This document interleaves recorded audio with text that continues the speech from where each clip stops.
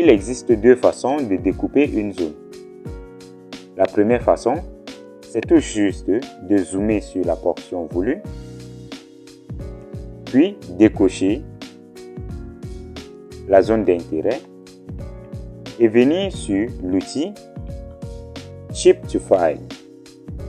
Cela permettra de découper la portion que nous avons en image actuellement.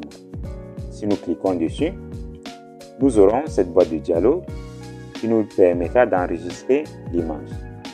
Disons par exemple que nous allons enregistrer l'image au format NV.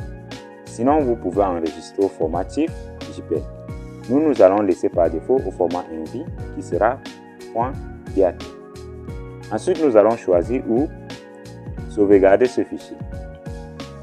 Nous allons sauvegarder le fichier toujours dans le dossier correction.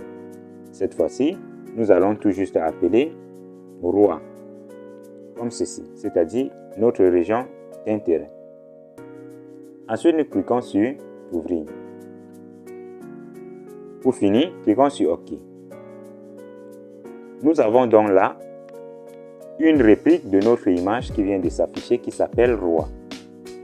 Si nous essayons de décocher l'image de reflétance et que nous essayons de dézoomer, vous allez vous rendre compte que nous avons tout juste cette petite portion. Nous allons zoomer encore une fois de plus.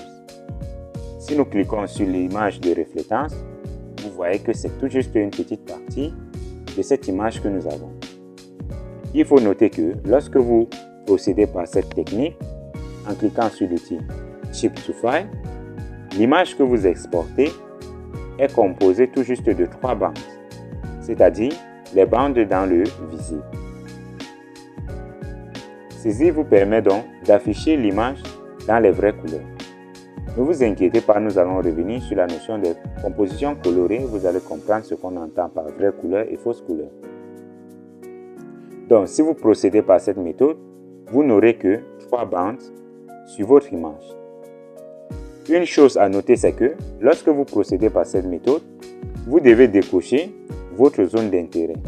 Sinon, l'image sera enregistrée avec votre zone d'intérêt.